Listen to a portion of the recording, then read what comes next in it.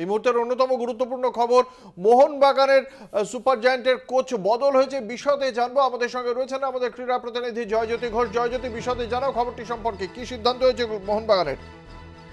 দেখো, এটা একটা বিরাট খবর, কারণ আমরা জানতাম যে মোহনবাগান হয়তো খুব একটা ভালো খেলছে না, তবে ঘুরে দাঁড়াবে। তবে যেটা হলো সেটা কাঙ্ক্ষিত হয়তো ছিল না, কারণ মোহনবাগান সুপার জায়ান্টসের চিফ কোচ বদলে গেলেন এবং জুয়ান ফেরান্দো, যিনি নাকি চ্যাম্পিয়ন করেছিলেন দলকে, গতবার আইএসএল চ্যাম্পিয়ন হয়েছিল মোহনবাগান, তার কোচিং এ তাকে কিন্তু সরে যেতে হচ্ছে।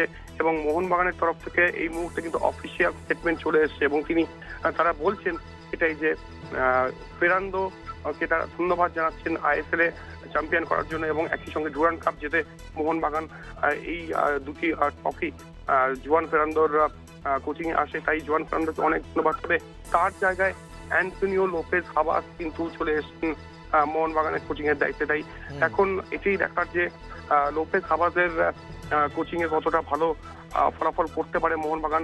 মোহনবাগান এই মুহূর্তে আইএসএল পয়েন্ট তালিকা যদি দেখি পঞ্চম স্থানে রয়েছে এবং পরপর 3টি ম্যাচ ছাড়ায় সব সমীকরণ কিন্তু বদলে যায় এবং অ্যান্টনিও লোপেজ হাবাস এবং জুয়ান ফেরান্দো এই দুই হেভিওয়েটটি একসঙ্গে কাজ করতে পারছিলেন না। একটা কি সমস্যা তৈরি হয়েছিল, যার ফলস্বরূপ এই সিদ্ধান্ত অনেক প্রশ্ন কিন্তু জন্ম দিল, যেটার উত্তর হয়তো আমরা আগামীতে পাবো।